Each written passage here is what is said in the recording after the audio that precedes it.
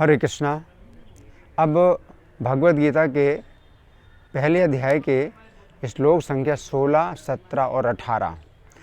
अनंत विजयम राजा कुंती पुत्रो युधिष्ठिरः नकुलः सहदेवश्च सुघोषः मणिपुष्पकौ काश्यश्च परमेश्वासः शिखण्डी च महारथा धृष्टद्युम्नो विराटश्च सात्यकेश्चापि राजितः द्रुपदो द्रौपदेयाश्च सर्वशः पृथिवीपते सौभद्रश्च महाबाहो शंखान् दद्मो पृथक पृथक।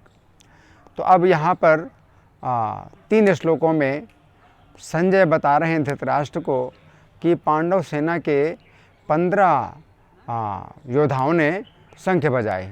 तो सबसे पहले नाम आता है अनंत विजयम राजा कुंती पुत्रो युधिष्ठिरः कि महाराज युधिष्ठिर जो कुंती देवी के पुत्र हैं उन्होंने अनंत विजय नाम का शंख बजाया। तो अगर प्रारंभ से देखा जाए तो युधिष्ठिर महाराज का नाम तीसरे नंबर पे है। सबसे पहले श्री कृष्ण ने शंख बजाया, उसके बाद अर्जुन ने शंख बजाया, उसके बाद भीमसेन ने शंख बजाया। तो इन तीनों के नाम श्लोक संख्या 15 में आ चुके हैं। तो उस क्रम में अगर देखा जाए तो युधिष्ठिर महाराज का जो नाम है ये चौथे नंबर में है। तो ये क्रम किस प्रकार से चल रहा है? सबसे पहले श्री कृष्ण शंख बजा रहे हैं। इसका अर्थ है कि पांडव सेना के जो महानायक हैं वो श्री कृष्ण हैं। श्री कृष्ण के ही मार्गदर्शन में पांडवों की सेना चल रही है और श्री कृष्ण सबसे पहले शंख बजाते हैं। तो श्री कृष्ण से जो जुड़े हुए हैं वो अर्जुन जुड़े हुए हैं, तो अर्जुन ने शंख बजाया। और अर्जुन के बाद जो जुड़े हुए हैं वो भीमसेन है, तो भीमसेन ने शंख बजाया। क्योंकि अर्जुन के दिव्यास्त्रों के द्वारा ही कौरव सेना का विनाश होना है। भीमसेन अगर अपनी शक्ति से कौरव सेना का विनाश करें तो 100 साल तक भी वो विनाश नहीं हो पाएगा।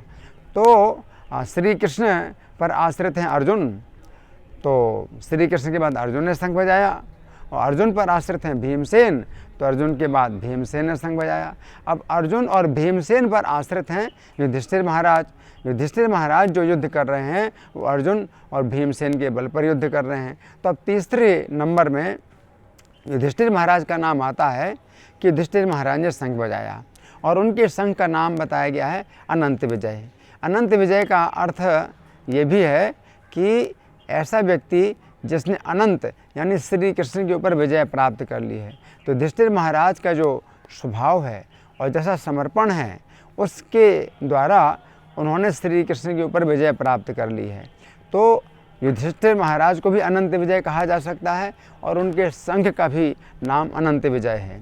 अब युधिष्ठिर महाराज के बाद फिर किसने शंख बजाया? क्योंकि युधिष्ठिर महाराज के से नीचे तो भीमसेन हैं, उनसे कम उनसे छोटे, और भीमसेन से छोटे अर्जुन हैं, लेकिन वो तो पहले शंख बजा चुके। तो अब भीमसेन के बाद या अर्जुन के बाद अब कौन है? नकुल। तो नकुलः सहदेवश्च सुघोष मणिपुष्पकौ। नकुल ने शंख बजाया सुघोष नाम का। तो नकुल के शंख का नाम है सुघोष। तो जिस प्रकार से नकुल अत्यंत सुंदर हैं, 5 पांडवों में प्रत्येक पांडव की अपनी अपनी विशेषता है। तो नकुल की विशेषता क्या है कि वे सबसे ज़्यादा सुंदर हैं। तो सुघोष उनका शंख है। तो सुघोष का अर्थ यह है कि ऐसा शंख जिससे अत्यंत सुंदर आवाज़ निकले, अत्यंत सुंदर ध्वनि निकले। इसी नकुल के शंख का नाम है सुघोष। तो नकुल ने सुघोष नाम का शंख बजाया। इसके बाद है सहदेवश्च मणिपुष्पकौ। तो सहदेव ने शंख बजाया मणिपुष्पक। तो सहदेव की विशेषता क्या है 5 पांडवों में कि ये सबसे ज़्यादा जानने वाले हैं और सबसे ज़्यादा इनको शास्त्रों का ज्ञान है और इनके शंख का नाम है मणिपुष्पक। तो मणिपुष्पक का अर्थ है ये शंख इस प्रकार सुंदर है जैसे मणियों से बना हुआ फूल हो। और जो सहदेव हैं इनको शास्त्रों का इतना तक ज्ञान है कि जिस समय राजसूय यज्ञ में श्री कृष्ण की अग्र पूजा हो रही थी और शिशुपाल ने विरोध किया था कि श्री कृष्ण की अग्र पूजा क्यों हो रही है, श्री कृष्ण में तो कोई गुण नहीं है, श्री कृष्ण से ज़्यादा गुणवान तो और दूसरे राजा लोग हैं, और कृष्ण की निंदा की थी। तो सहदेव ने अपनी लात दिखाई थी और कहा था कि श्री कृष्ण की पूजा अग्र पूजा मैं कर रहा हूँ और जो व्यक्ति इसको सहन नहीं करता है उसको मैं अपनी लात दिखाता हूँ। उन्होंने लात अपनी जो है ज़मीन में मारी और कहा कि जो व्यक्ति विरोध करेगा मैं उसका वध करूँगा। तो सहदेव की इस बात से प्रसन्न होकर के देवताओं ने पुष्पों की वर्षा की थी। सोचिए कि कितना महत्व है, सहदेव की बात का कितना महत्व है कि देवताओं ने फूलों की वर्षा की। कहाँ ऐसा अवसर होता है कि पृथ्वी पर देवता लोग फूलों की वर्षा करें। तो सहदेव के पास शास्त्रों का बहुत ज्ञान है, तो सहदेव ने शंख बजाया। इसके बाद फिर नाम आता है काश्यश्च परमेश्वासः, जो काशीराज हैं तो उन्होंने शंख बजाया। और ये इनका जो शंख है तो ये विशेष है और काशीराज को कहा गया है परमेश्वासः। परमेश्वासः का मतलब है कि बड़ा धनुष। तो इनके पास जो धनुष होते थे वो बड़े आकार के होते थे। और राजसूय यज्ञ में जब युधिष्ठिर महाराज के राजसूय यज्ञ में काशीराज आए थे तो उन्होंने उपहार भी दिया था, युधिष्ठिर महाराज को एक धनुष का ही उपहार दिया था। तो काशीराज की जो कन्या अंबिका और अम्बालिका हैं उनका विवाह हुआ था विचित्रवीर्य से, और उन्हीं से इनके विचित्रवीर्य के जो पुत्र हुए पांडु, धृतराष्ट्र और पांडु, तो काशीराज उनकी माता के पिता हैं। यानी पांडु जो 5 पांडव हैं उनके पिता पांडु, उनके जो नाना हैं वो काशीराज हैं। तो काशीराज का विशेष स्नेह युधिष्ठिर महाराज से हैं और पांडवों के साथ हैं। इसके बाद बताया गया शिखंडी चा महारथा, शिखंडी ने शंख बजाया। तो शिखंडी कौन है? शिखंडी राजा द्रुपद का पुत्र है और ये भी काशीराज की सबसे बड़ी पुत्री अम्बा, वही जो है अब शिखंडी यानी द्रुपद के घर में पुत्री रूप में पैदा हुई थी, लेकिन आगे चल कर के स्थूलकर्ण नाम के यक्ष से पुरुषत्व प्राप्त करके और अपना स्त्रीत्व उसको दे करके ये पुरुष बन गया। तो ये शिखंडी जो है इस समय पांडवों के पक्ष में है और शिखंडी के लिए निश्चित हुआ है कि भीष्म देव के वध का ये कारण बनेगा। अम्बा ही ने तपस्या करके शिखंडी का रूप प्राप्त किया है कि भीष्म देव की मृत्यु का कारण बनूं। तो शिखंडी को आगे करके ही भीष्म देव को जो है अर्जुन ने बाणों का प्रहार किया था। इस प्रकार से भीष्म देव की सरसैया हुई थी। इसके बाद शिखंडी के बाद बताया गया है धृष्टद्युम्नो। तो धृष्टद्युम्न शिखंडी के बड़े भाई हैं, राजा द्रुपद के बड़े पुत्र हैं धृष्टद्युम्न। और पहले भी हम चर्चा कर चुके हैं कि राजा द्रुपद ने द्रोणाचार्य की हत्या करने के लिए जिस पुत्र को उत्पन्न किया था वो धृष्टद्युम्न था। और ये धृष्टद्युम्न यज्ञ कुंड से उत्पन्न हुए थे और जैसे ही उत्पन्न हुआ था ये बालक, तो तुरंत ही इसने रथ में बैठ कर के और रथ को चलाना शुरू किया। इसका इतना उत्साह था युद्ध करने में। तो इस प्रकार से धृष्टद्युम्न ने शंख बजाया। इसके बाद है विराट। तो राजा विराट ये और अर्जुन के समधी हैं। पहले भी हम बता चुके हैं कि इनकी जो पुत्री उत्तरा थी उसका विवाह अभिमन्यु से हुआ था जो अर्जुन के पुत्र थे।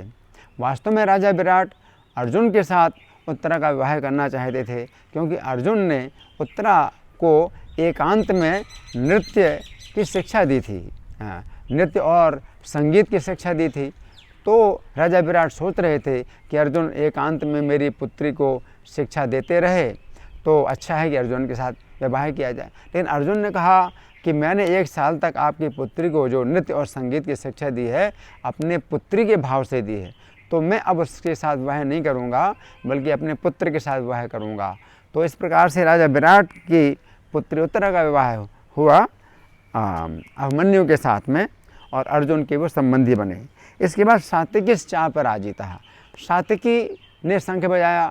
सात्यकी अर्जुन के जो है शिष्य हैं और श्री कृष्ण के मित्र हैं और इनको कहा जाता है कि ये अपराजित हैं।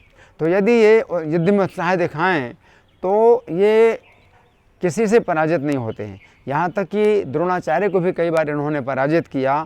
सात्यकी इतने युद्ध कुशल हैं, लेकिन अगर उत्साह नहीं लेते हैं तो कभी पराजित भी हो जाते हैं, लेकिन अगर उत्साहित हो जाएं युद्ध में तो किसी से पराजित नहीं होते। तो सात्यकी ने शंख बजाया। इसके बाद नाम आता है द्रुपदो। राजा द्रुपद ने शंख बजाया। तो राजा द्रुपद का बड़ा सौभाग्य है कि वे उस द्रौपदी के पिता हुए जिसका विवाह 5 पांडवों के साथ में हुआ। तो 5 पांडवों की एक पत्नी द्रौपदी और द्रौपदी के पिता राजा द्रुपद। राजा द्रुपद अर्जुन से बहुत प्रेम करते थे, इसलिए अर्जुन का पता लगाने के लिए द्रौपदी का स्वयंवर इस प्रकार से उन्होंने बनाया कि किसी प्रकार से द्रौपदी का विवाह अर्जुन के साथ हो। इसके बाद द्रौपदेयाश्च। द्रौपदेया का मतलब द्रौपदी के 5 पुत्र। इनकी चर्चा भी हम पहले कर चुके हैं कि द्रौपदी से जो युधिष्ठिर के द्वारा पुत्र उत्पन्न हुए थे उनका नाम था प्रतिविंध्य। तो प्रतिविंध्य ने शंख बजाया।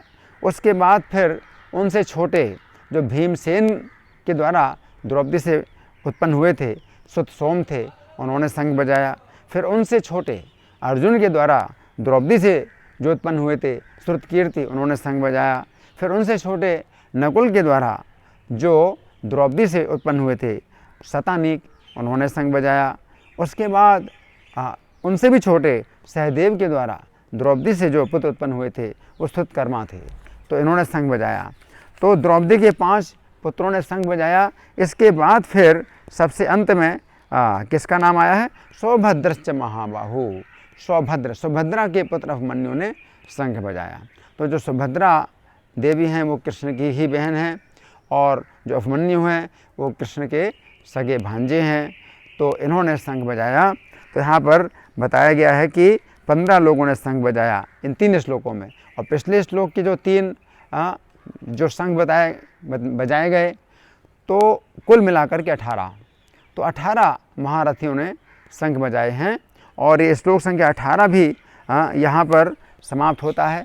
तो श्लोक संख्या 18 की समाप्ति पर 18 योद्धाओं के नाम भी बताए गए हैं कि इन्होंने शंख बजाए। हरे कृष्णा।